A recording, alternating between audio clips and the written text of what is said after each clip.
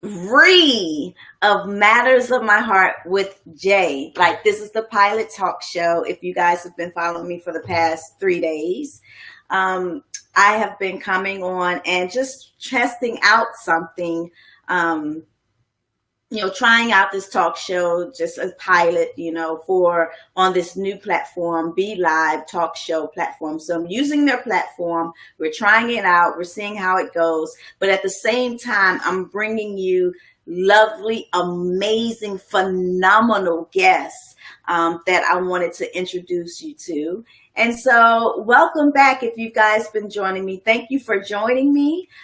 Thank you for those who are going to watch the replay. Again, my name is Jay. I am the founder and CEO of Matters of My Heart.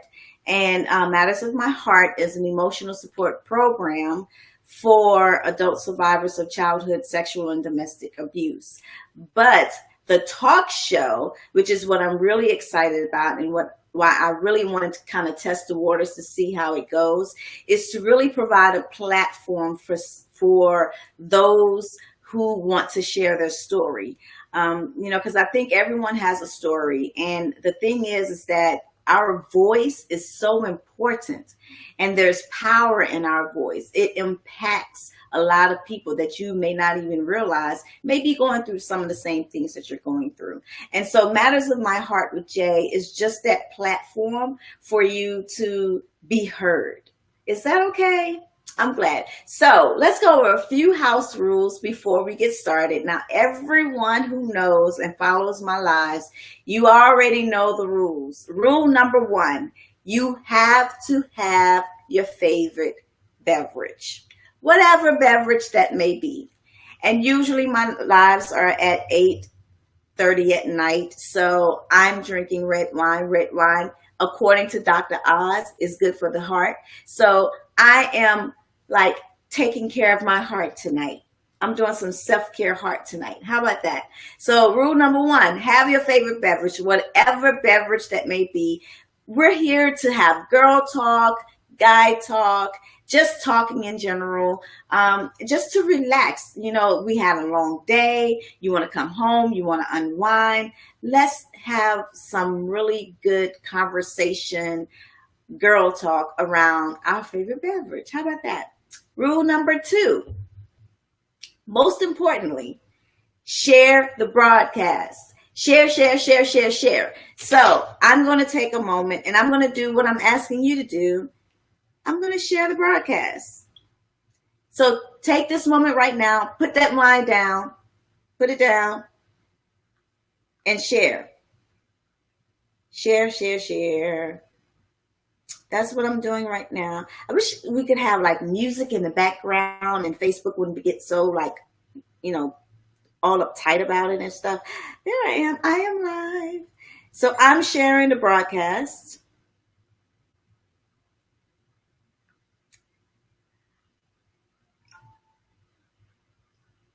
There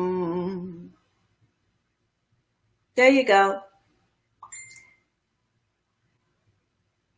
Yay. So if you, that's okay. And so, this is a beta test with Be Live. So we're having technical difficulties. But you know what? That's okay. What do we do when something happens? When life gives us lemons, we make lemon margaritas or lemon martinis, whatever you like. So that's what we're going to do. We're going to keep rolling and we're going to keep going. And I'm a one-woman show, so I'm sending messages, I'm sharing broadcasts, I'm typing in, notes and chatting with my guests, but it's all good. You know why? Because I have some really phenomenal women that are going to come to you tonight and share with you their stories, share with you, their amazing gifts and talents that they have.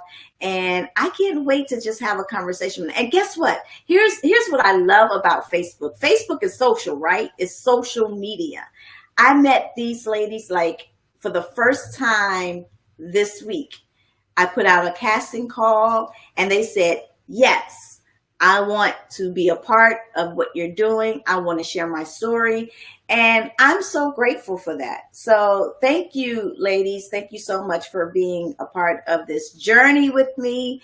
Like, you can say, hey, I was on her pilot show when you see me up there on my own network. You know, I don't know. I like dreaming. Okay. So hold on just a minute.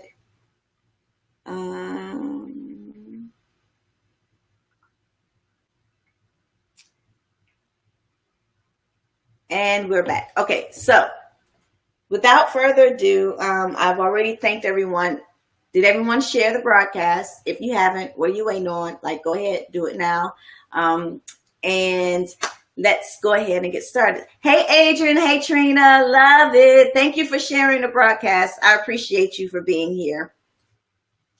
Let's see.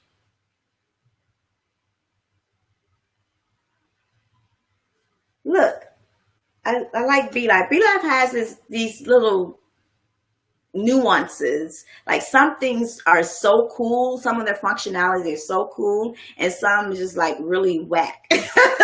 So you just got to take the good with the bad, I guess, with everything, right? You know? So look, it says that. So I love that. Anyway, let's get back to it. So tonight's conversation, we're going to be talking around walking in your purpose, right? And a lot of times when we've gone through something, hey, my guest is back. You know what? I'm going to switch the guests up tonight. I had one guest in line, but I think I'm going to go with Nicole Matthews first, because we keep losing her. And so before we lose her again, and before I even go into anything further, I'm going to bring her up on the screen real quick. It's saying, hi, Nicole. Hi. For some reason, we keep losing you. I know. So before we lose you again, like, you're up now. We're gonna go ahead and switch things up. That's what you got to do. You got to be flexible. You got to go with the flow. You know what I'm saying? So my very first guest is Miss Nicole Matthews. And Nicole, why don't you tell everyone, who are you and what do you do? Hi, how are you guys? Hi. So can you hear me? Yes, I can hear you. Okay, cool. My name is Nicole Matthews, and I am the founder of Departing Depression, where we are striving to create a community of compassion where we don't want any person to suffer in silence with depression. We want to educate others that have no idea what depression is, want to educate them on the language of depression so they are able to help. We want to equip them with education. We want to remove the stigmas. We want to let you know on the other side of depression, there is hope. You just have to see yourself right through it. I love it. Oh, and then we lost your audio. You lost my audio? Oh, there you go. I think there's a lag in the audio piece of it. You know, whatever. But we're going to keep rolling with it. It's like one of those Chinese movies where your mouth is moving, but, you know, the words come later. Okay. That's exactly what we're doing. As long as you get the message. Long as you get the message. Exactly. So, Nicole, I mean, you're dealing with depression, and depression is labeled as a mental illness. Is that correct? I didn't hear what you said. You said something about a label. Yeah. So depression, is that labeled as a mental illness? Depression is a mental illness. Uh-huh. It definitely is. It has something to do with the mind, but even though it's considered a mental illness, there is overcoming. Yeah. There is getting past that. There is you're there for a moment, but with work, yeah, hope, you'll get right through it. So it is classified as a mental illness. And as you know, everyone wants to stay clear of any mental issues that a person may be going through. But for me, I believe even though it's a mental illness and there's this horrible stigma attached to it, Yes. that even though mental is our mind, we can get through it the same way it came in. It's the same way it can go out. It's the same way that we can escape it. And it's just taking control of your mind, taking control of your thoughts, and believing that it can be done. I personally suffered from depression for many, many, many years, and I stayed in that depression because in my mind, depression was considered weakness, crazy. It was just so many stigmas. So I kept myself locked in that because I was afraid to step out of being depressed, letting anyone know that I was depressed because of what I thought was on the outside of that depression. And it wasn't until I got to my lowest place that I realized that it was easier to step out of that depression and face whatever I may face. I didn't know what it was like, but I knew what being in depression was like. And it was a mental change. It was a change that happened in my mind. And I just began to fight it. I began to work. I began to do different things to combat it. So it is a mental illness, and it takes your mental mind to fight it, to get over it. Yeah. And I love the fact that you brought up a very important word, which is stigma. A lot of people, especially in the African American community, we don't really take depression as serious as it really is. It really is a chemical imbalance. It's not that you're just sad all the time or you're just going through something, you're just going through a rough patch. But sometimes, you know, I mean, I think I love the fact that you're educating people about something that I think a lot of people are kind of confused about what depression really is. And they don't really take it that seriously. Right. And so because they don't take it seriously, they don't get and seek the help that they need in order to overcome it. Because you can live happy with depression. You know what I'm saying? You can, and that's the most important part. Is a lot of people talk about depression and they talk about the doom and the gloom and the misery. Yeah. But if that's all you talk about, that's all you're going to live. That's all you're going to see. That's all you're going to feel. Absolutely. So, you know, depression, for me personally, I use it as, you know, alcoholics. A recovering alcoholic has to address that issue every day.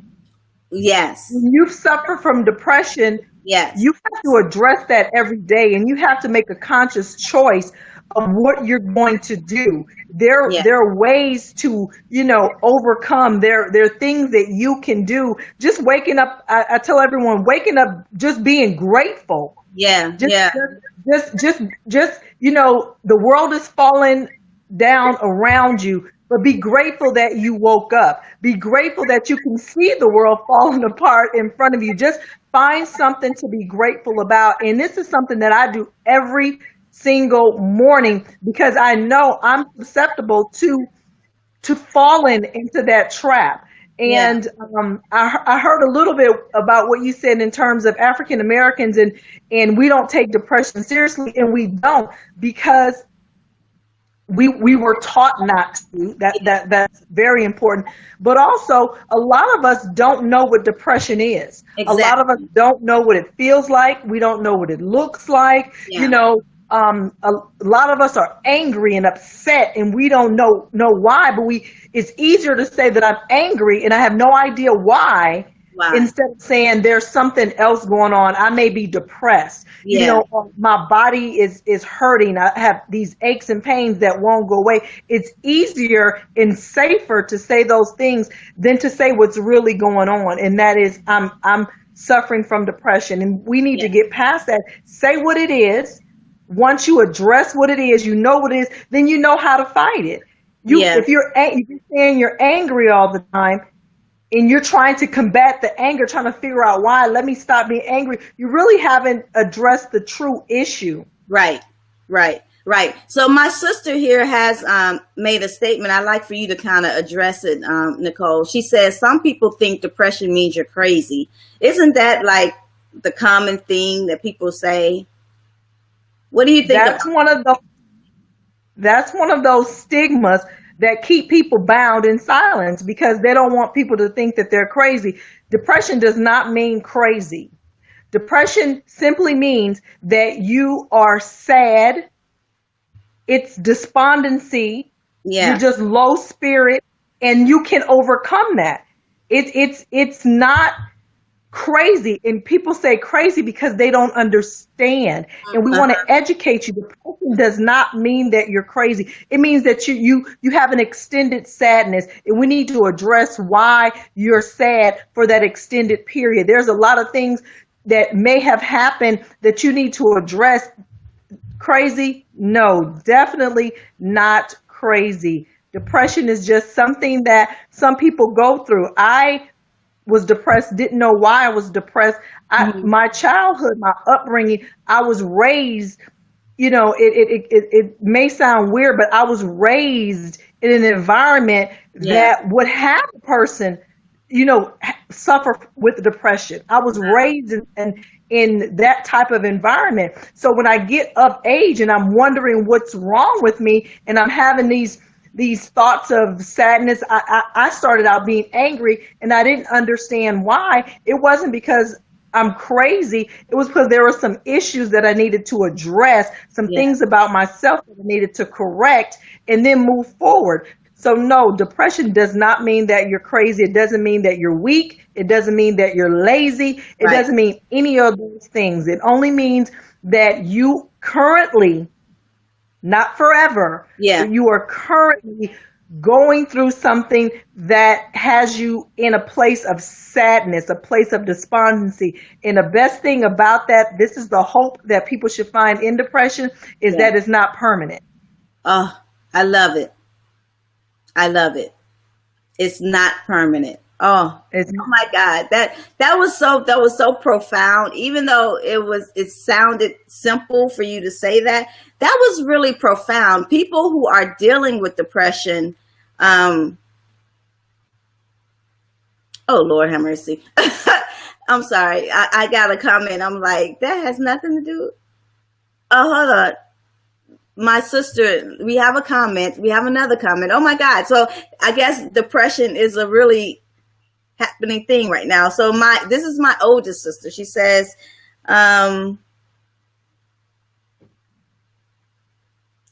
depression is something serious.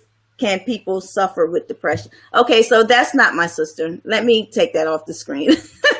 That's my little niece who is hacking my sister's phone and messing up my live. Girl, stop it. Ain't nobody got time for that. So I'm sorry. So now getting back to like if you're living with depression now here's the thing, and this is where we do that switch over, and you kind of started going into that mode when you said that it's not permanent. So what advice do you give someone who may be on the fence, right? Of do they have a purpose? Can they walk in purpose when they're dealing with a mental illness, especially with something like depression? What would be your advice? You can definitely, we all have a purpose, right? We all have a fundamental purpose. Each person has that. But while you're in depression, the purpose that you should focus on to get to that fundamental purpose is your purpose for the day. And your purpose for the day is to work through your depression. Your purpose for the day is to get out of bed. Your purpose for the day is to maybe get up and brush your teeth. The purpose of the day is to compliment yourself. So when we talk about walking in purpose, we all have a fundamental purpose that we will get to.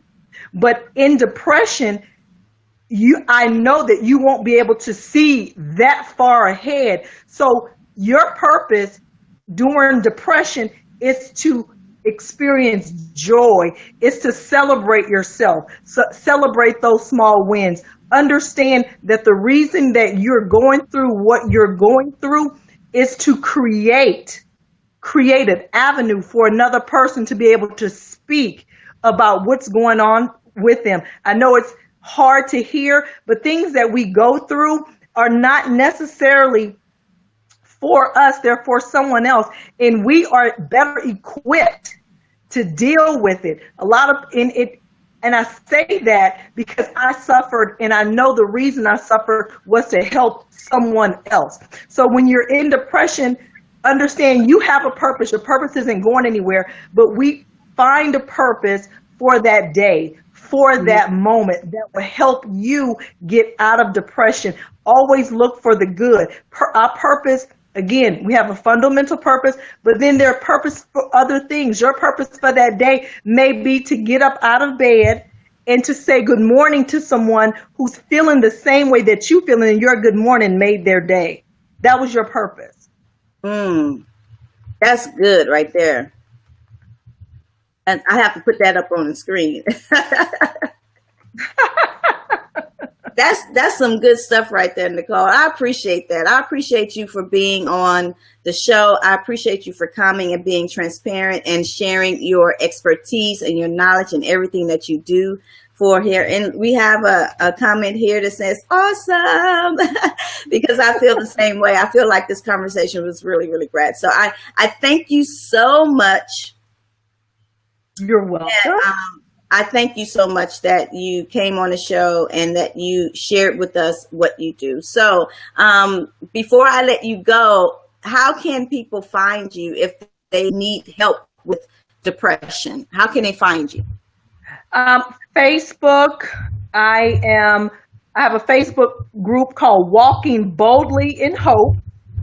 You can find me, Nicole Matthews, on Facebook. Well, I have. Keep going. I have a fan page, Departing Depression, and I'm on Instagram as Departing Depression.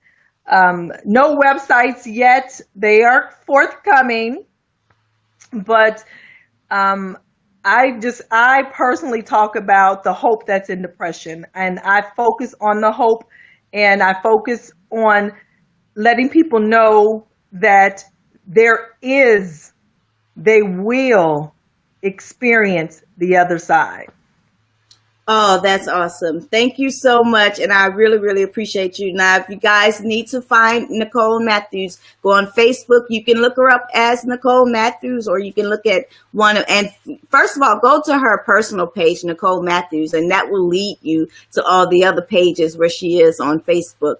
If you're suffering from depression, you do want to connect with someone who knows what it is, who can educate you on what depression is, but not just that, but transition you from that place and kind of teach you how to cope with that mental illness, okay? And get rid of the stigma, So thank you again, Nicole, and see you later. You're welcome. Bye. Thank you so much for having me. You're so welcome. See you later. Bye.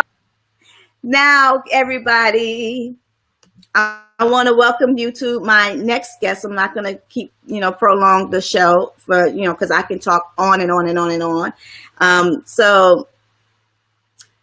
Jordan Foster, who is Jordan Foster? Is that Nicole? Is that your daughter? Said you did amazing, mommy. That's so great. Listen, we did that. Awesome. So, our next guest, and let me bring her on the screen, Miss Linda Williams. Hi, Linda. How are you? Welcome to Matters of My Heart with Jay. I'm good. How are you doing? I am awesome. Awesome. Thank you for being here. So why don't you tell our guests, who are you? And what do you do? What do you do, Linda? Linda has a really, really great story, you guys, as far as, the type of work that she does. So listen carefully. Go ahead, Linda. Again, my name is Linda Williams, and I have a ministry called Discover a New Beginning. I work with women, mainly with women, but some men, but I work with women who are in transition. Now, that transition can be as a result of anything, divorce, widowhood, homelessness, retirement, job displacement, empty nesters, anything that comes in our lives at a point where we just have a little bit trouble getting our lives back on track. Yeah. So what I do is I work with women to kind of help them get back on track. Mm-hmm. And what I have found, Jamie, is that a lot of times one of the main reasons why we have such a difficult time getting back on track is because of the baggage that we bring with us from our past. Yeah, that kind of holds us down and holds us back from moving. That's exactly right. That's exactly right. You know, we all have baggage. Everybody has baggage that they bring with them. But it's how you carry that baggage that determines whether or not the rock that you encounter, whether you use that as a to form a bridge for you to cross over, right, or whether or not you use it to build a wall to hold you back. Right. So, Linda, what happened specifically, like in your life, that kind of motivated you to go down this path of helping women and men too, as a matter of fact? And I think, I don't know if you've even mentioned this, but you also work with women in prisons too. Yes. So what happened? What inspired you to kind of go down this route? I've been homeless. I've been an alcoholic. I've been a victim of domestic violence. And I found myself at a place in my life, and I was in such a dark place. And sometimes we find ourselves in a dark place in our lives. You know, your previous guest was talking about depression. Depression is a dark place. Yeah. It's a mental dark place. And I found myself in such a dark place at a point in my life, and I didn't know how I got there, so I couldn't find my way out. Wow. And I have a sister named Joyce. Joyce has passed on with breast cancer, but Joyce reached out to me and grabbed hold to my hand and wouldn't let my hand go until I could see the light again for myself. Wow. And that's what I do now for women. I grab onto them and I hold on until they can see the light again for themselves, to be able to live the life that they love and can enjoy living. You know what I love what you said about that, Linda, is that here's the thing. Sometimes when we're going through that dark place, we think we can find our way out. And if you've ever been in a dark room with all lights out and you're not in a familiar place, like in my house, when the lights are out, I know where everything is. That's right. So I can maneuver around in the dark. But when you're in a dark, unfamiliar place, you don't know how to get out of that place. That's exactly right. You need support. And I love the fact that you brought up that your sister grabbed your hand and she wouldn't let it go until you were out of that dark place. That was awesome. That's right. You know, so what I do now, if you can picture a dark room and somewhere off in the distance, someone opens a door and they're standing in the light so you can see their silhouette in the light, that's where I stand. So I stand there so that I can help women find that path. Yeah. Get their way back. I love it. And there's we have a lot of comments that's coming in that are resonating with our live audience right now about darkness. You know, it looks like some people have been in the dark before, so they know what it means to be in a dark place. My sister says that she even used to be afraid of the dark. That's right. Yeah. That's exactly. And you know what happens is that we walk around and we look so good on the outside. Yeah. And a lot of us are just broken pieces on the inside. And somewhere you've got to find peace among those broken pieces. Yes. Yeah. I love that. I used to say that all the time, that You know, you can be pretty on the outside, but can be so ugly on the inside. Right. And that's what Matters of My Heart does. Like, we deal with the matters of the heart. We get down on that internal stuff, what's going on the inside, because that really is what controls what happens on the outside. That's right. You can make the canvas on the outside look pretty, but what comes out of your mouth can be verbal vomit, as my therapist calls it. That's exactly right. That's exactly right. And you know, sometimes it even goes beyond being ugly on the inside. You're just broken. So you're like nothing. You're not good, bad. You're not ugly. You're just broken. You're just broken. That's right. You can envision a mirror that is just broken in 1,000 pieces. Then it's hard, if you are one of those pieces, to try and put everything back together. Mm-hmm. And so sometimes we do need help. We need somebody that stands in the gap. Yeah. I work with a lot of women that are homeless. Yeah. And so something has happened that they've become broken, because none of us were little girls and said, when I grow up, I want to be homeless. Right. Right. None of us envisioned. And so, you know, we can make choices, and at the time, that's the best choice that we have, but it's not always the right one, and it doesn't always work out. Yeah. And we have to sometimes suffer the consequences of choices that we made. That's what it was in my situation. I made some choices and they weren't the best choices. But again, it's like you said, those choices come from wherever we are in our heart. Yeah. The matters of our heart. That's where our decisions come from. Yes. So if your heart is not right, if it's not stable, then you're going to make decisions based on that. And then we suffer the consequences of those decisions. And sometimes our lives can spiral out of control, and we just can't seem to get it back together. So that's what I do. And you mentioned the prison ministry. I have begun a new ministry to work with women who have been who are incarcerated and have just recently been released from incarceration.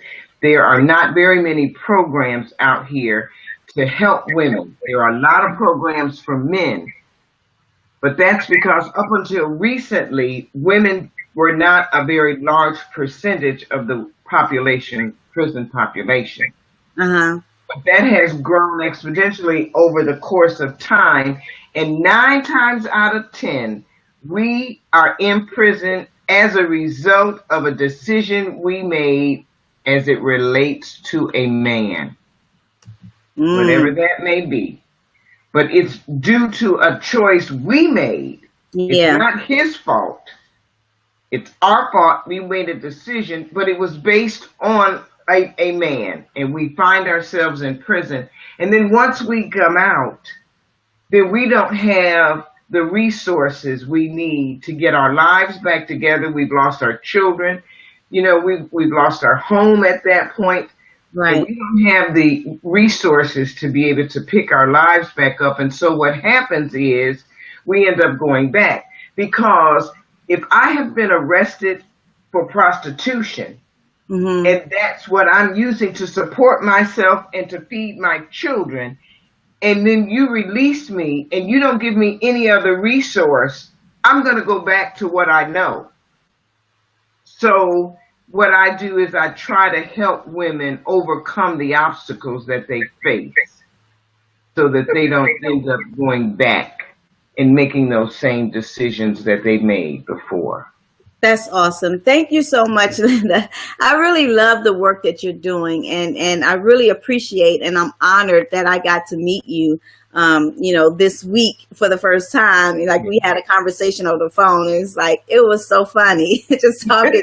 Like, we cracked up so much, right? Yeah. And I love the work that you're doing. I really appreciate you for saying, yes, I want to be on this pilot show. And before we go, real quickly, like if you have any advice for someone who, again, I asked the same thing with Nicole. If someone who's on the fence about walking in their purpose, especially, those that you often work with that are in transition, like especially if they're in transition, if they've been divorced or, they find themselves in a really broken place, if they find themselves homeless or just getting out of prison, what advice do you give to those people to empower them that they still have a purpose in life? What advice would you give them? One thing that and I have to agree with Nicole, your previous guest, you have to find something that you're grateful for. And so what I tell a lot of the women that I work with is that I give them a little pack of Post-it notes. And I say every day, I want you to write something on this Post-it note that you're grateful for. Mm-hmm. Something that you have.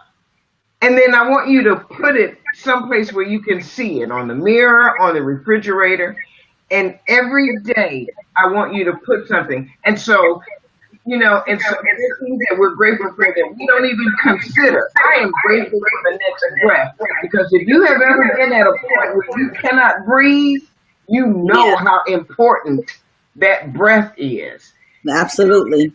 Right, little things. I'm so glad I woke up this morning. I'm still in my right mind. Whatever it is, write it down. And then what you can do when you find yourselves, because we all have pity parties. We all go to pity parties.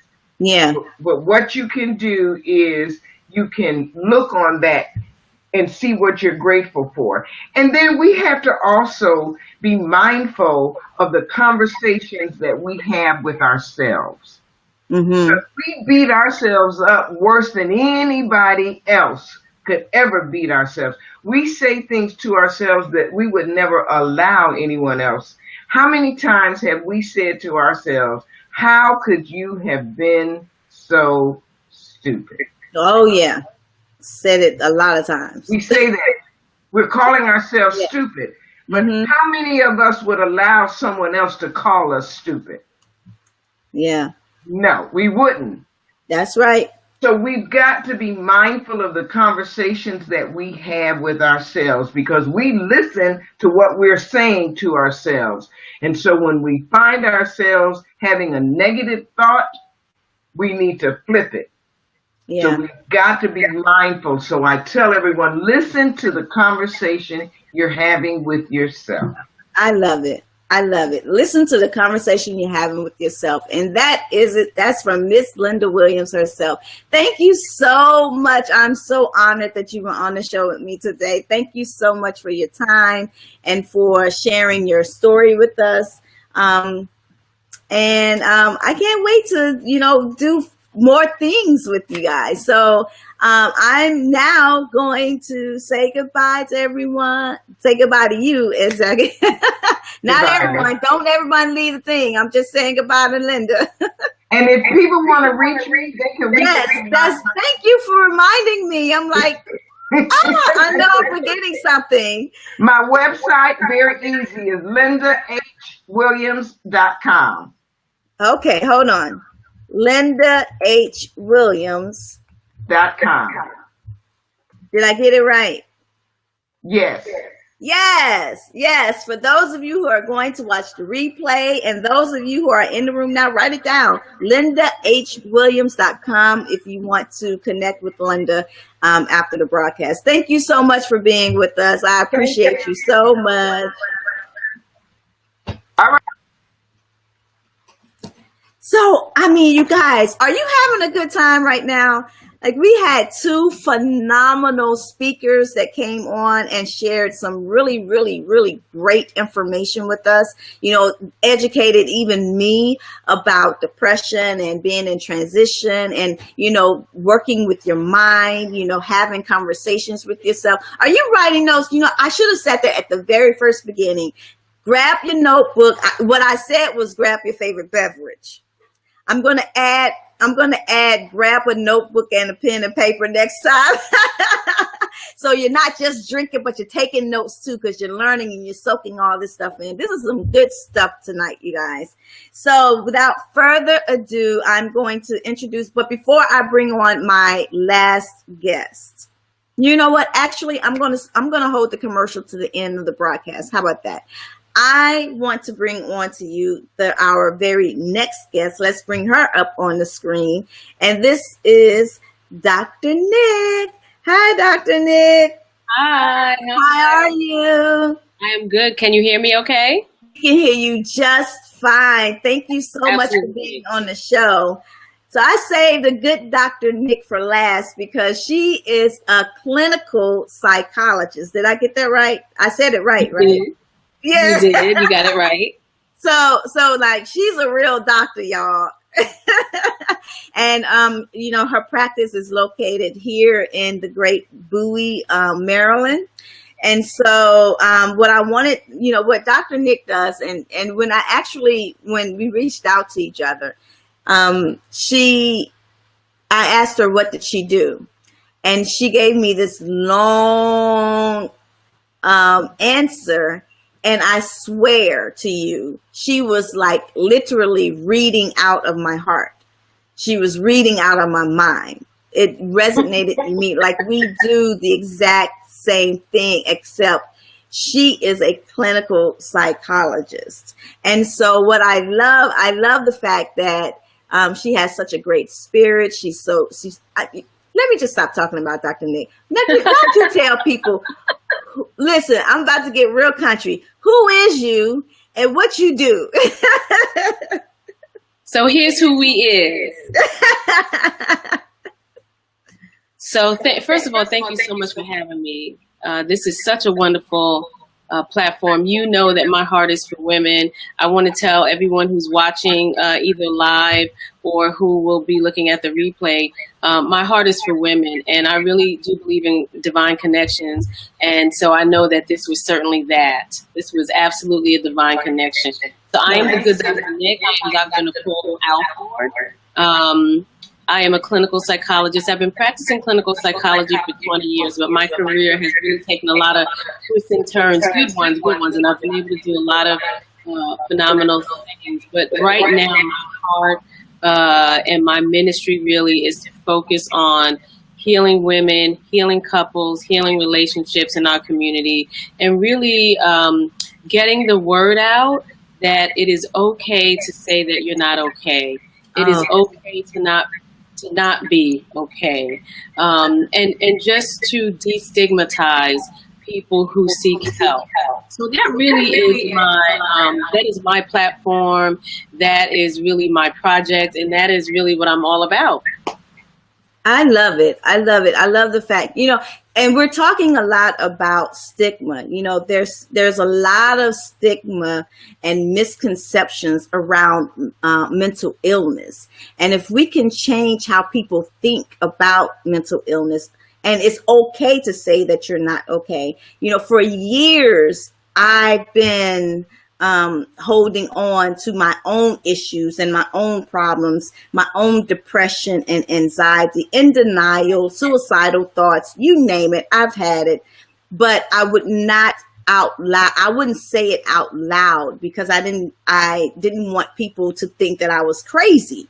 And that's because of the stigma that's around, especially, and I got to keep saying it, in the African American community, we don't really deal with the real issues that we are often faced with, and that we're often, like I say, we're a product of our environment. So if you're in an environment of alcoholism, or if you're in an environment of drug addiction, what do you abuse, emotional, psychological. What do you think is going to happen to your soul and to your spirit as you get older?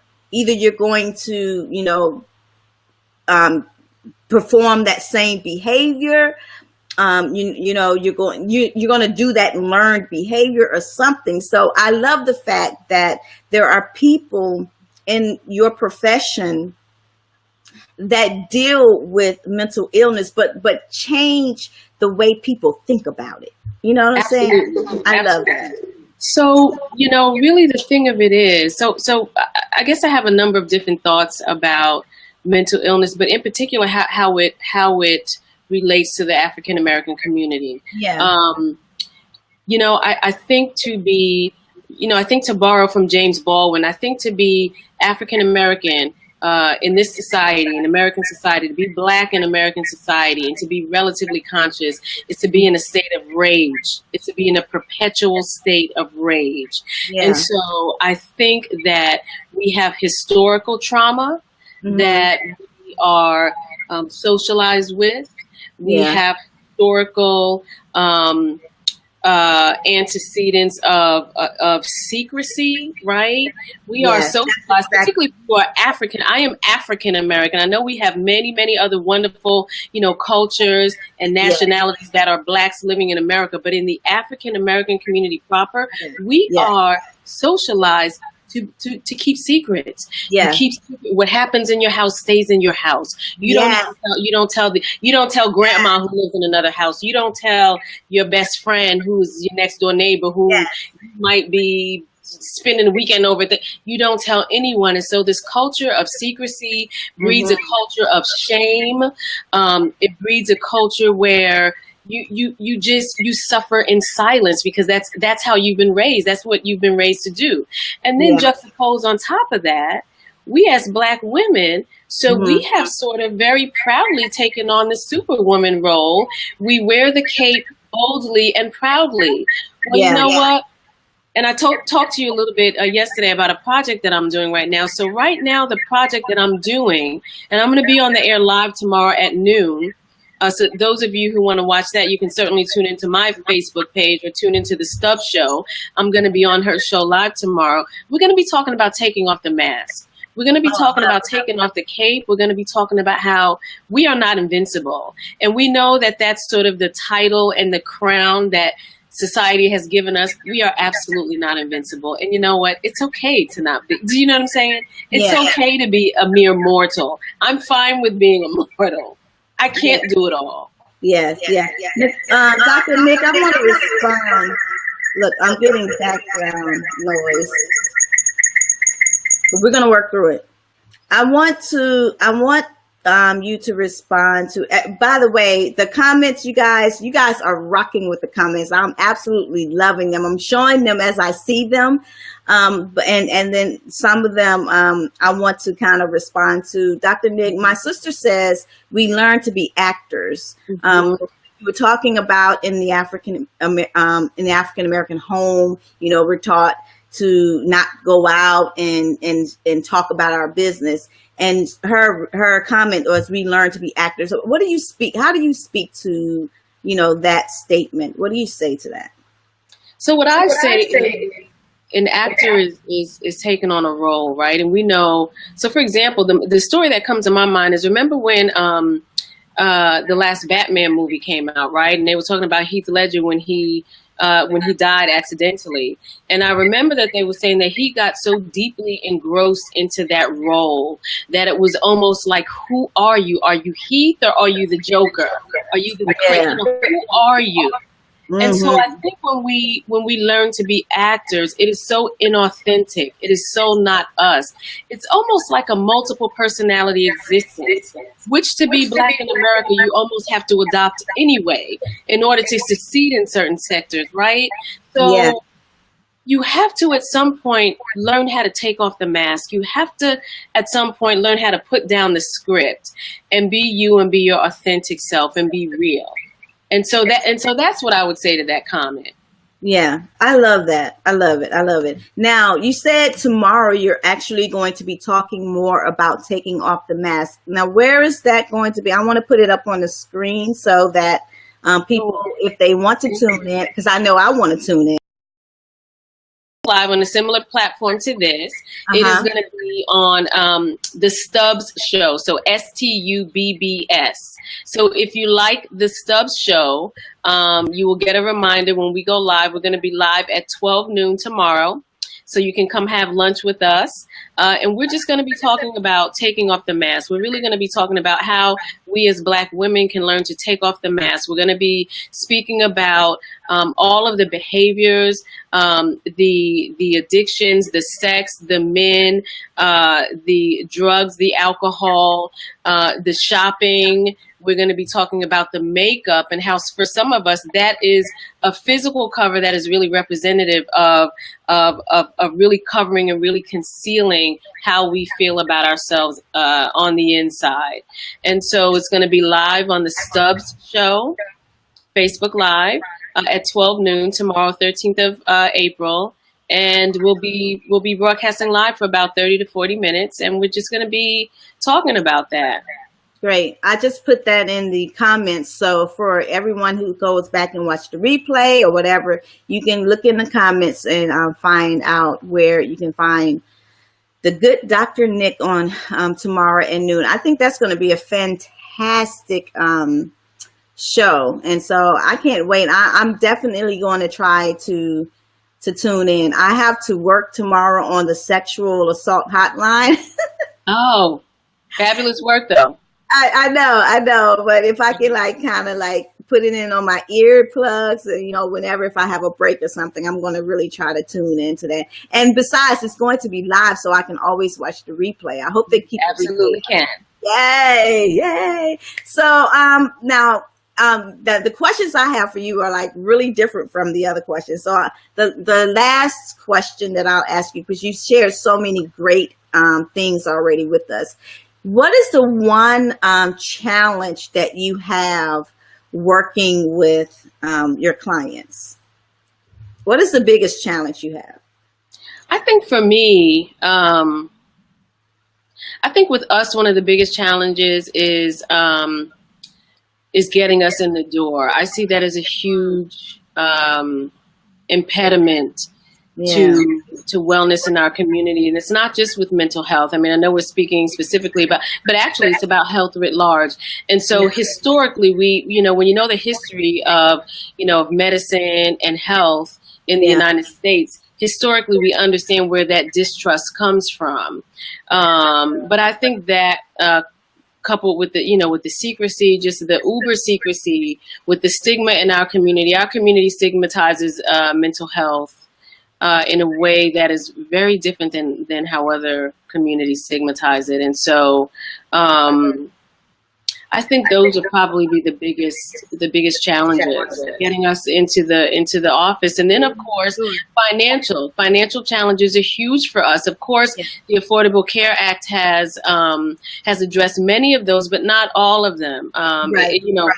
There's this line of thinking that the ACA is free, and it's absolutely not free. It's not free, and we're under a new administration now, so it may get even difficult now to get that access to the help that we need.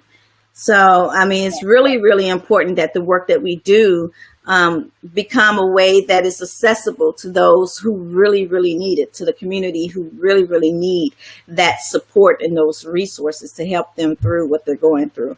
And Absolutely. So I did say that was my last question for you, but it really wasn't. So you're good. We are good. Tonight is really about walking in your divine purpose, which all of you women have done such a phenomenal job of walking in your own divine purpose, and then giving advice to those who may be stuck in a rut, in a dark place, in a broken place. What advice do you give to someone who may feel like life is just over for them, like they have nothing else to give because so many bad things have happened to them? What would you say to that person? What would you speak to them?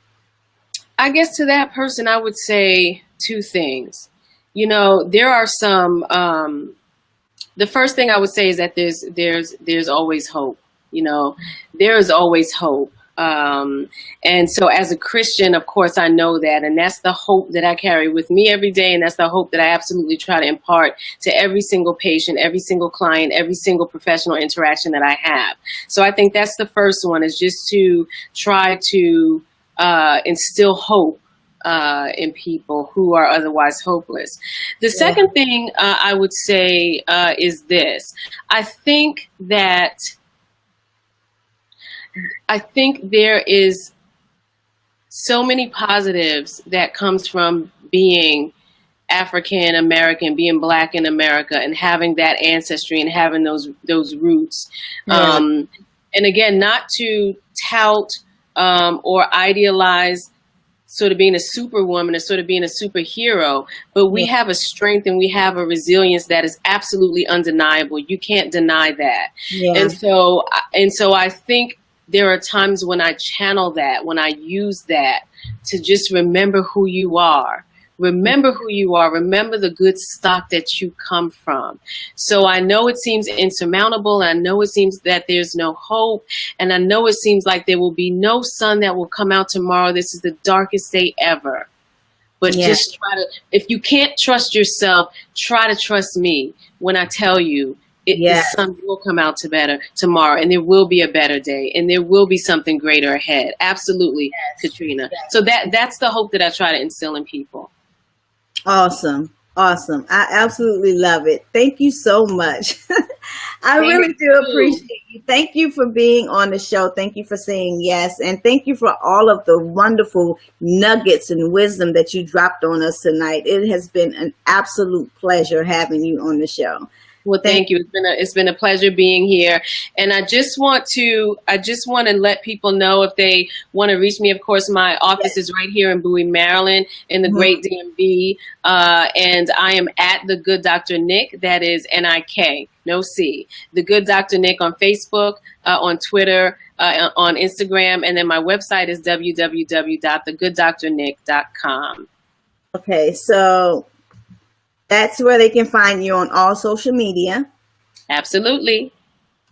And then your website again is www.thegooddrnick.com. Let me see if I got that right.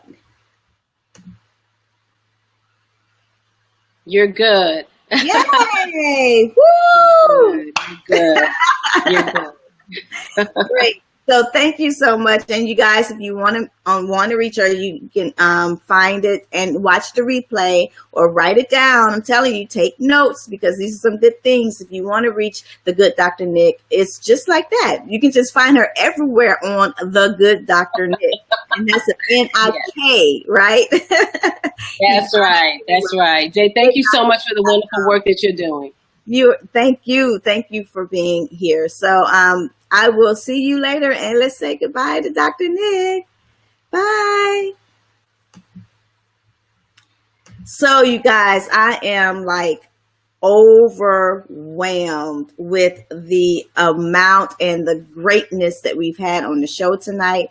It has been an absolute pleasure just listening and talking to these women. And can you believe I just literally met them this week? I put out a casting call on Facebook. I was looking for guests for the show to help me pilot it, and they responded. And I am like just connecting with these women. It has been awesome. I can't even describe how awesome it's been. So I am so honored. But before I go, I cannot leave you guys without sharing with you that Matters of My Heart has sponsored an online support group for adult survivors of childhood domestic and sexual abuse. It is called the I Am Empowerment Movement. That's the short link to get to this. It's a private Facebook group. It's a private online support group. And what we do there is and it's not just for adult survivors of childhood domestic and sexual abuse, but we also have clinical psychologists in there. We have licensed counselors in there. We have service providers and victim advocates. We have those who are in the industry, that are working in the industry every single day, and they can also provide support and resources and tools and tasks and things like that could help us on this emotional healing journey. And so the I Am Empowerment movement, it is more than just a place where you can congregate and share that you're going through this dark place.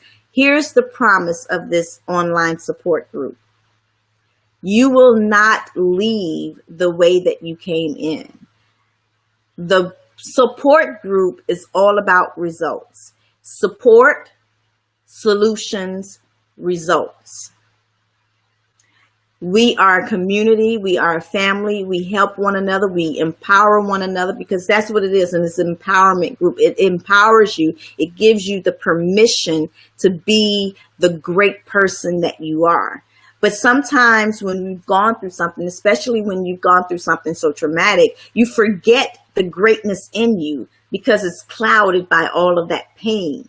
In this support group, we help you navigate through that pain, and we help you move from a position of hurt to a position of emotional healing.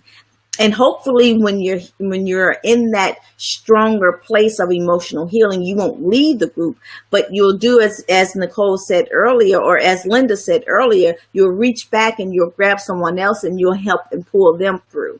That's what this community is about. It's about building a strong support system where we can go out into this world and really make an impact, really make a powerful impact of love and bringing healing to the nation, because it is so needed in this world right now. So the I Am Empowerment movement is on Facebook. It's a private group. If you go there, you will be able to read the description, but you will have to be approved to join the group, because it is private, it is safe, and it is a place where I take full responsibility, to make sure that it is filled with integrity, that what happens in the group stays in the group, and that everyone in the group will be protected, because I am committed to emotional healing. We're in this journey together. So support, solutions, and results is what you're going to get from the I Am Empowerment movement Facebook group, private group. So if you want to join it, please see the link below. And that's it for me, you guys, for the rest of the week. This is my last pilot show for the week. I will be back at you next week on Tuesday, which, you guys, I have a special surprise for you. You're not going to believe it. And I'm going to hold it. You're going to have to wait until next week to see. So thank you for tuning in. Thank you for watching the replay. And as always, share this broadcast. Get it out there. Let's save the nation with love and healing and support. Love you guys. And until the next time, bye. And remember, your past does not define you. It refines you. Love you. Good night.